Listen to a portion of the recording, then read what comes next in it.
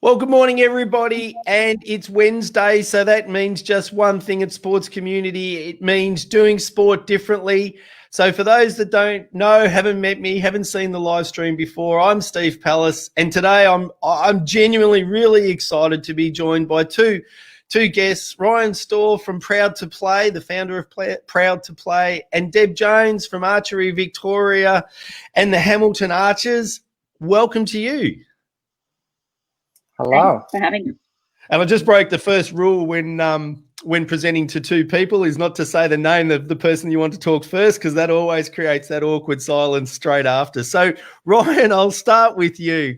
Proud to Play. Do you want to just give us a little bit of background on what Proud to Play is? And you're the co-founder, so why did you found Proud to Play?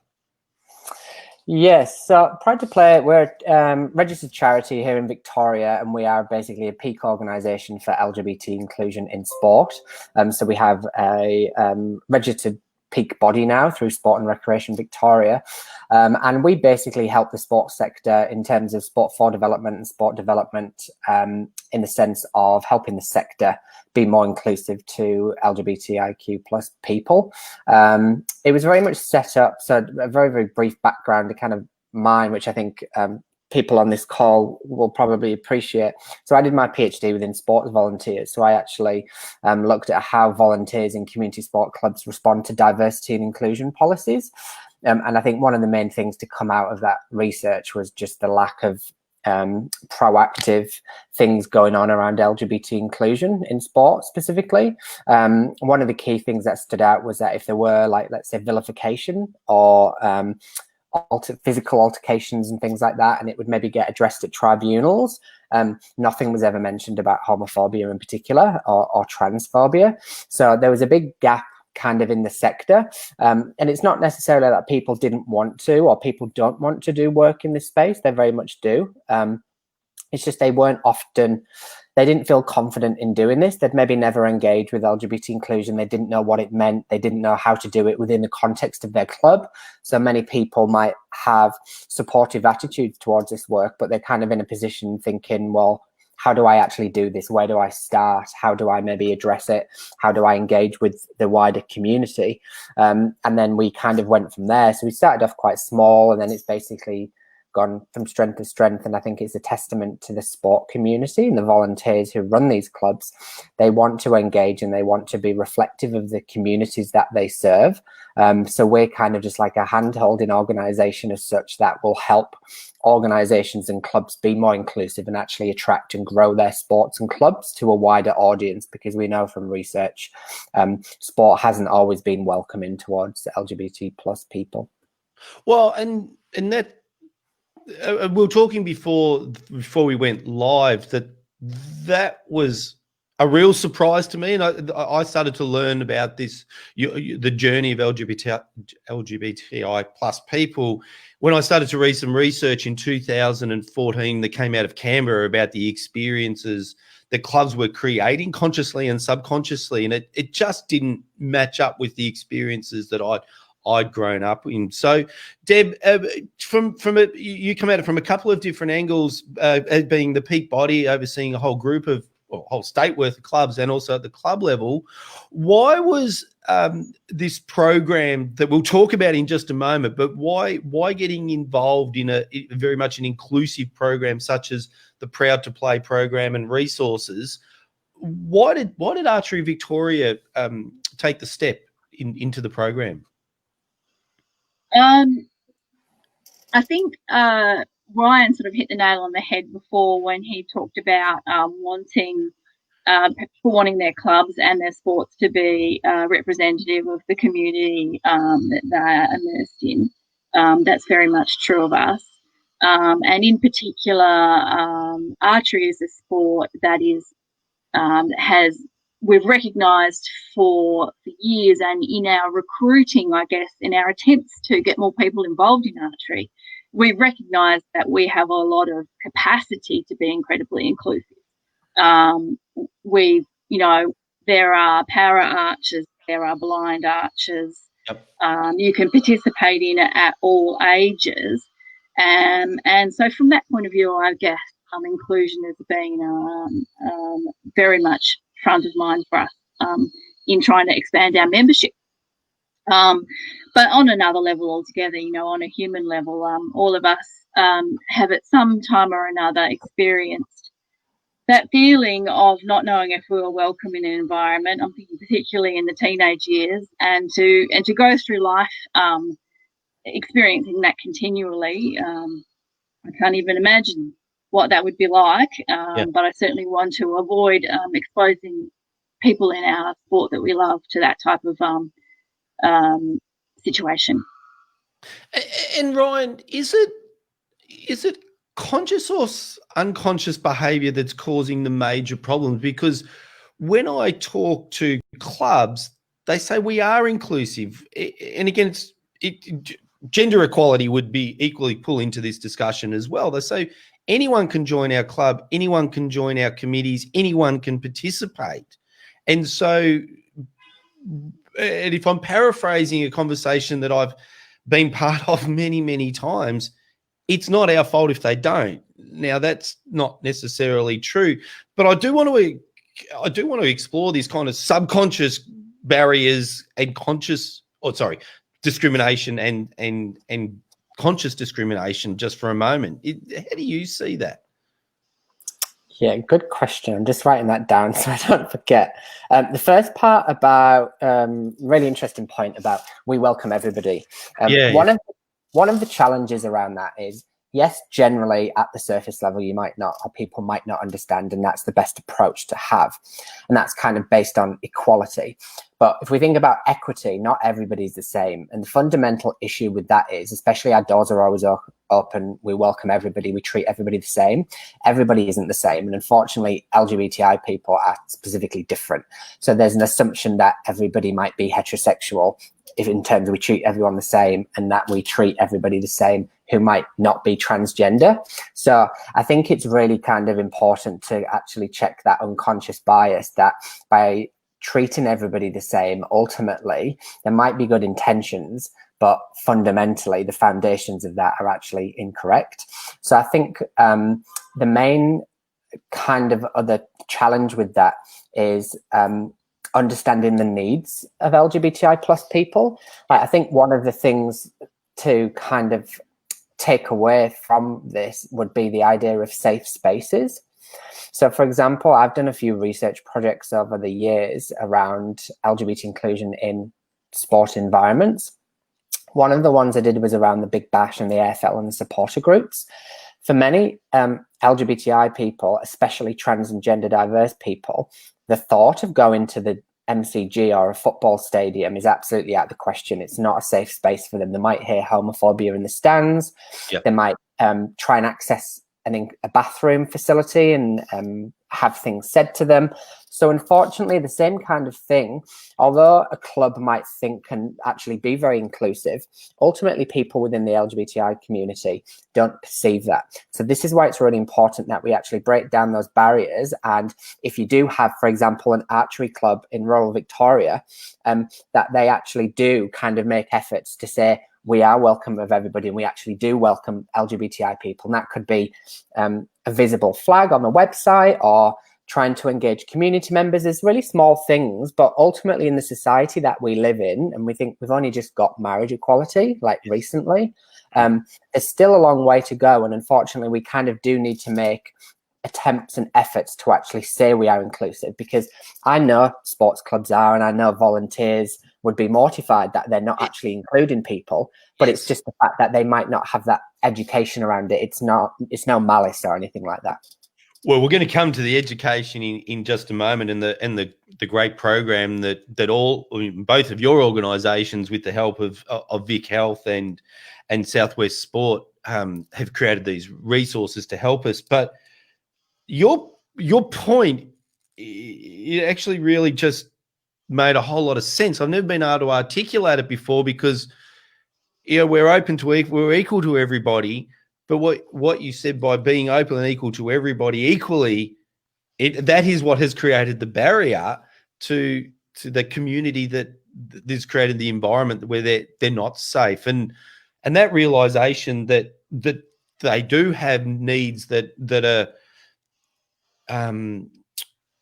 different to what their traditionally club participants have got. That is the key. I think the key message out of even today's session is that all people aren't equal and they do have different needs. And I think that's to recognize that's really important.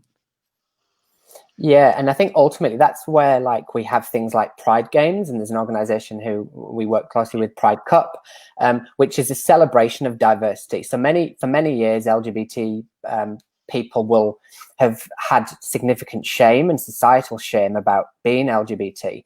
Whereas we're kind of trying to flip the script and actually thinking by hosting these events and things, it's actually celebrating. So yes, we are different, and somebody who is LGBT is different, but we're celebrating that, and we actually see that as a strength within our club or our community sports club.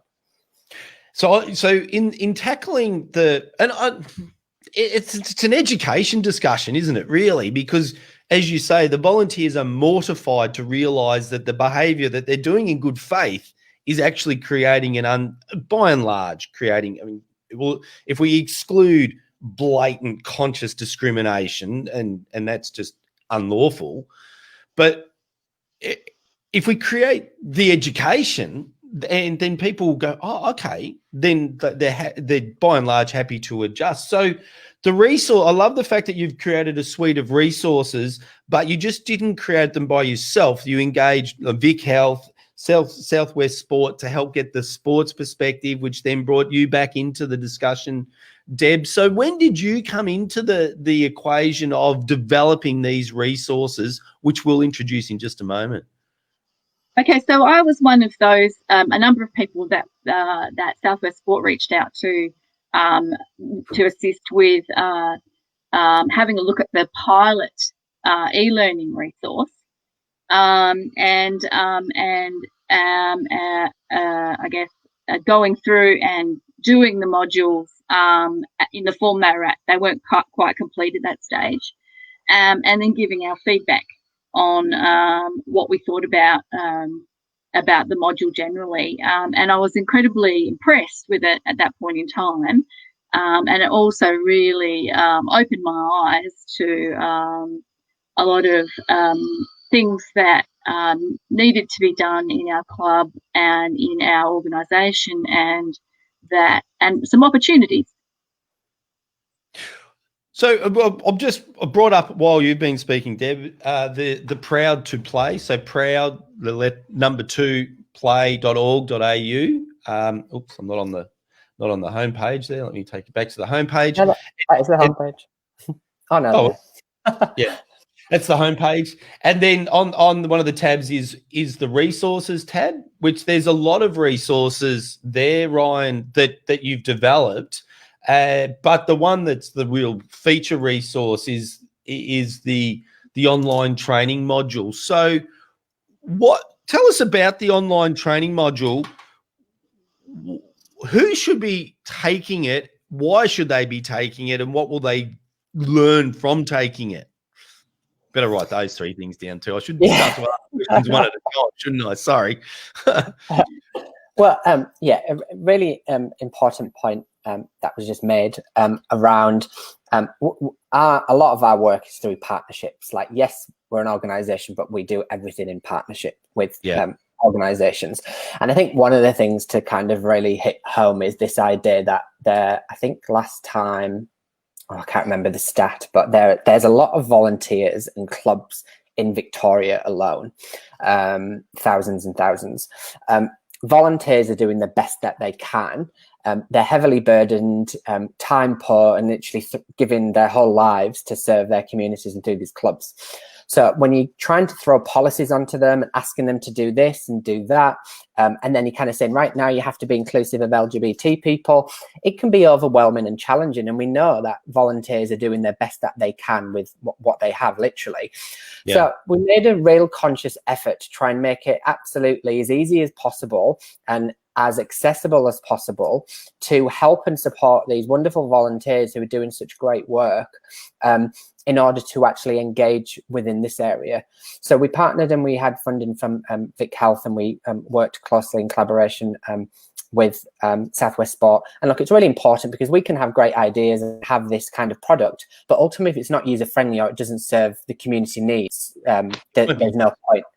Yeah. So it's really important, and we can only thank you enough, Deb and everybody involved from Southwest Sport, to actually be able to do this and get feedback. So there's two parts. I guess the flagship thing is the idea of this online course.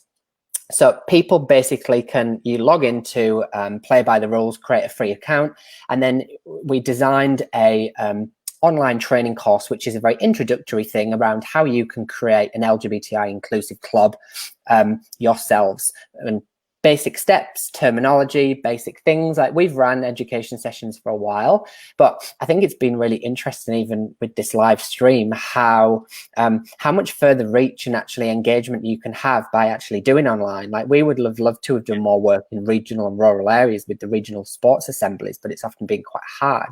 Whereas instances like this now means that we can actually work and collaborate and help people in regional Victoria to do this work, because we know that some of the research often does suggest that LGBTI people in rural and regional areas might not have the same access, or might often feel disconnected from other LGBTI people. So I think clubs have a really important role to actually be an inclusive space. So there's the online resource, and then we also did like a range of posters and checklists and things like that that you can easily do. So it's very much so there's posters and checklists and templates and things. So it's very user friendly. We're not forcing you or saying you have to do this, but we're kind of just saying, look, for those of you who do want to embark on this journey, or you do want to be more inclusive to LGBTI people, then we're basically here to support you, and we're trying to make it as easy as possible for you to do that. Like, you can do it in your own time, whenever you want. You can do as much or as little as you like. Yeah, brilliant. And you did bring up collaboration there with, so it's a very good time to say to those that are watching the live stream, welcome to you.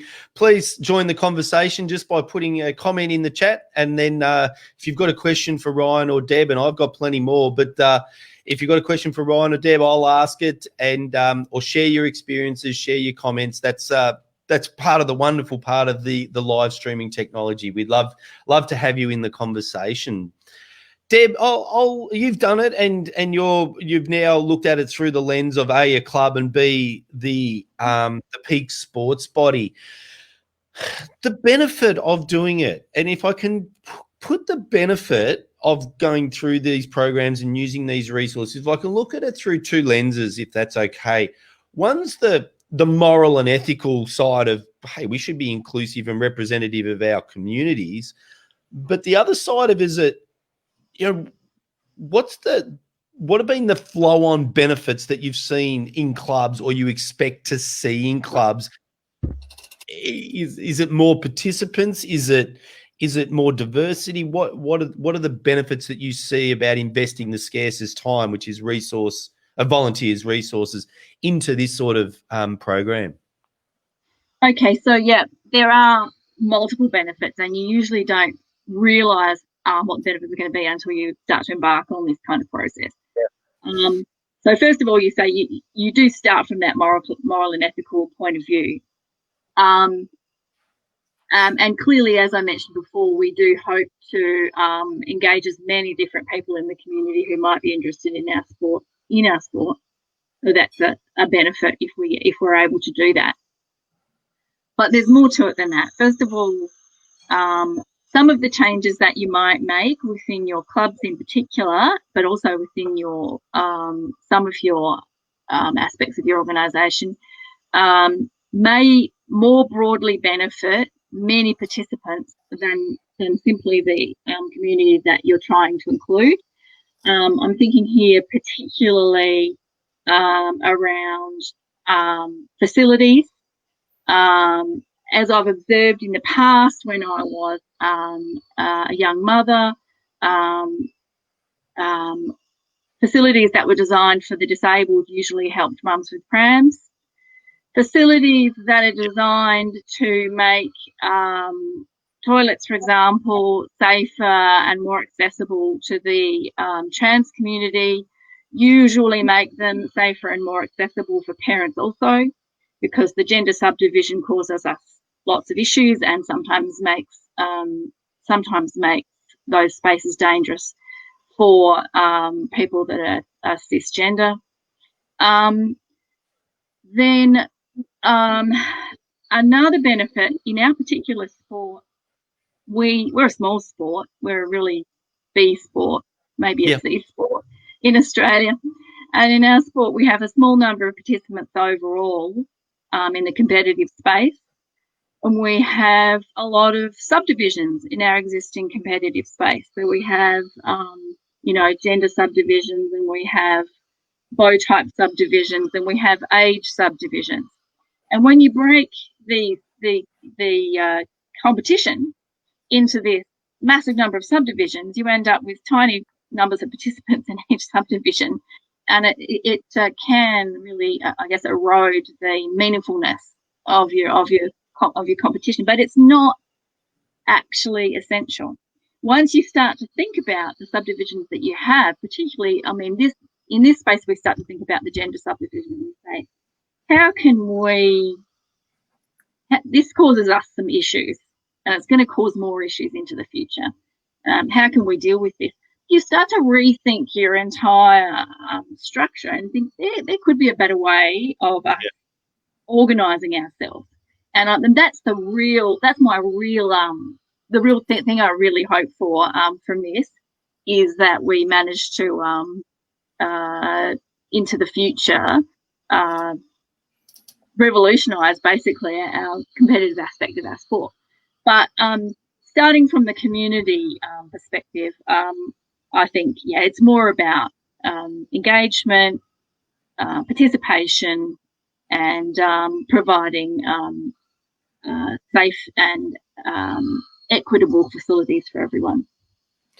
In your analogy to the ramps and the prams and the wheelchairs is borne out with, in these live streams, we've had Stella from the Bushrangers Basketball Club, and just even last week we had Linda Madams from Melbourne Frontrunners, both LGBTI clubs.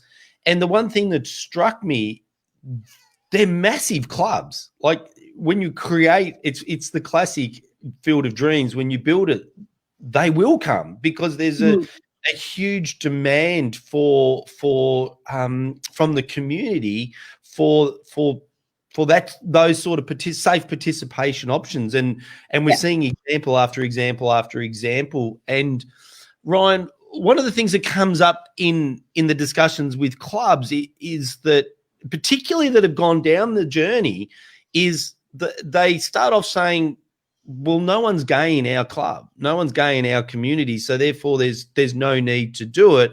Fast forward 1 year, 2 years, 3 years, and they go, we just never realised the what people were going through or what they were experiencing, and that to me is just a common theme that I'm hearing all the time now.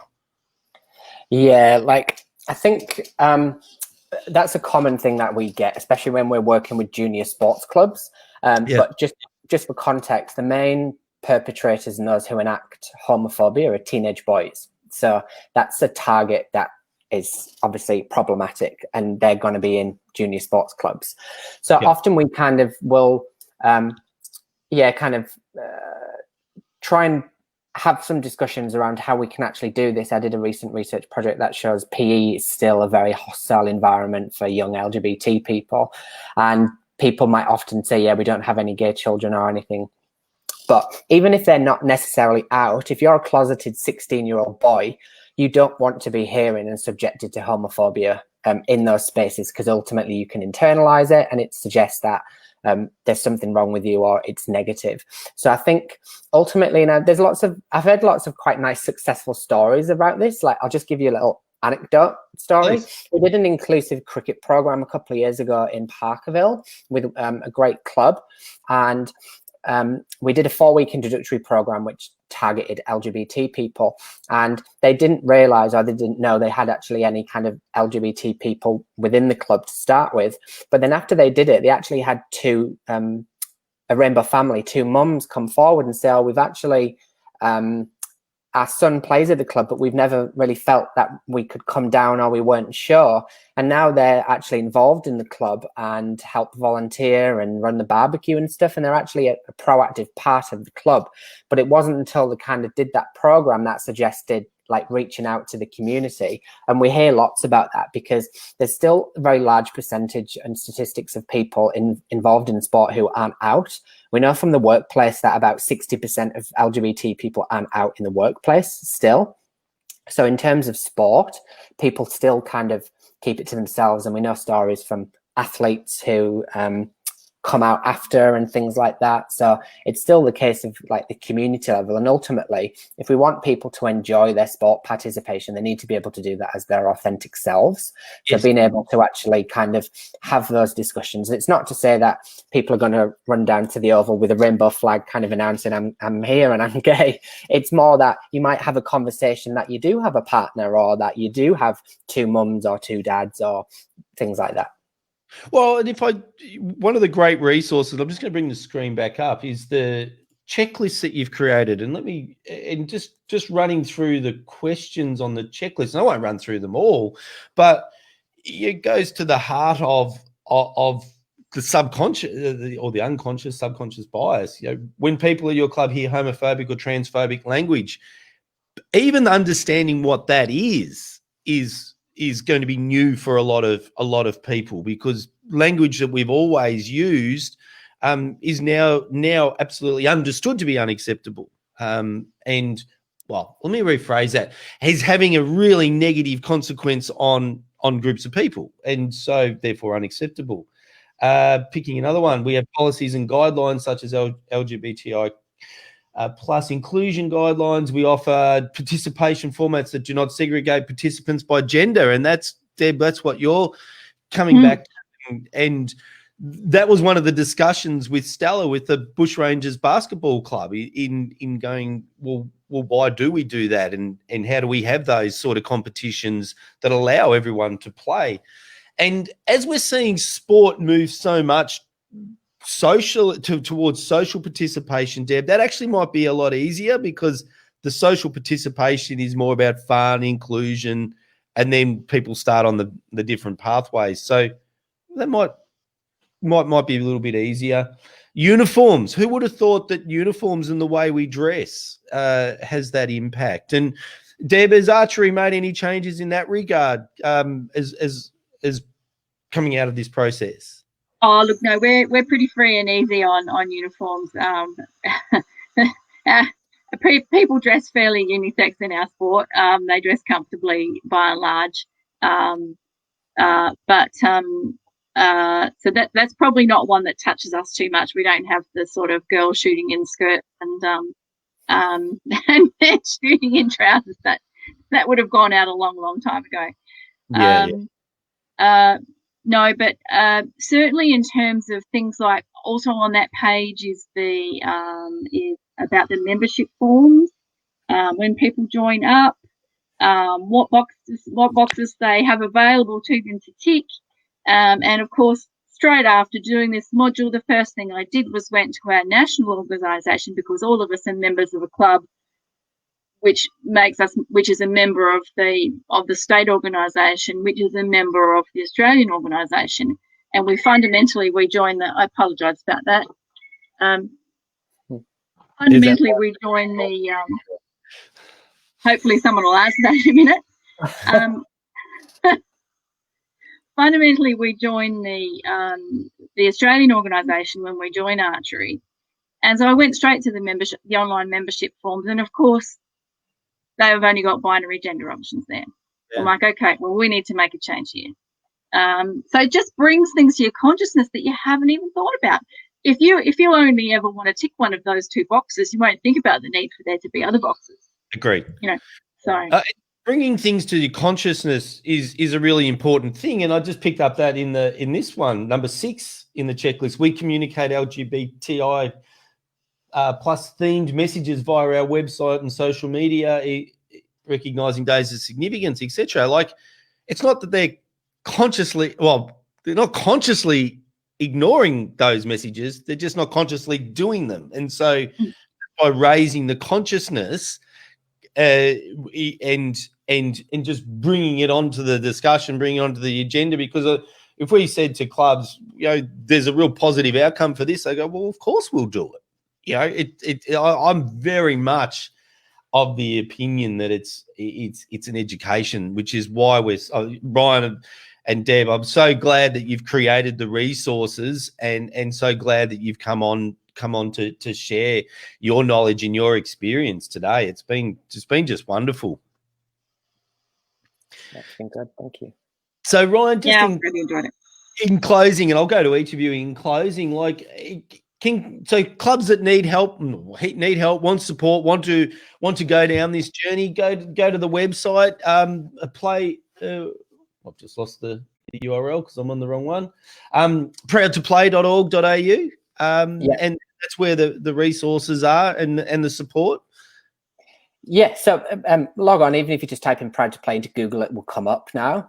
And yeah, have a look on the website. We've got previous events and things like that. We've got the resources, and then we've got our social media accounts on there. And then, yeah, if you do want to, because obviously this is a good first step, and I think they are very important, but often we find clubs and like volunteers then need a little bit of support. So they want to be able to speak to someone to have that support, and that's what we're here for. So if anybody ever does want to get in touch or start their journey or do projects, etc., then yeah, please get in touch either via email, and one of the team will get back to you. And we've actually had quite a few clubs and organizations, especially in regional and rural areas, reach out over the last couple of months to kind of partner, and we have partnered on some grants we've been successful with to do some projects and things. So yeah, lots of positive things can happen by trying to include more people. And fantastic. And Deb, the benefit for clubs is obvious, but as coming at it through the peak sporting body perspective, you would obviously encourage clubs to go through, peak sporting bodies to embrace the resources and help take them down into the clubs and into the culture of their sport.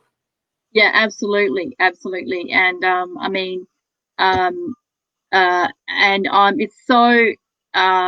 it's so helpful to know that these resources are out there, both to help clubs and also at the organisational level, where sometimes there are questions over how to best assist people in maybe the trans space to participate in your sport. Sometimes you just need some outside expertise to help you with those kinds of things, to make that process as painless as possible for everybody involved. Oh, and that just brings the collaboration, isn't it? Because you experience one, and this is what we do in sports community in a certain little box, if you like. You experience one, create one experience, and then you can just apply that learning over and over again without having to go through the challenges that created the experience. So, and Ryan, that's what Proud to Play does. It brings all those experiences together so that we can take them out to our community. So Ryan Storr, thank you so much. Deb Jones, thank you so much for joining us here on the Sports Community live stream today. Thank you.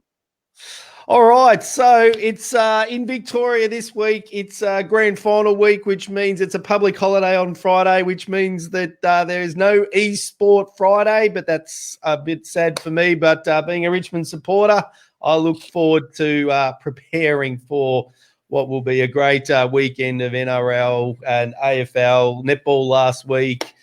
Lots of other sports coming through winter sports coming to their finals, which will be great. So until next week, I'm Steve Pallas. Ryan and Deb, thank you very much for being part of our sports community.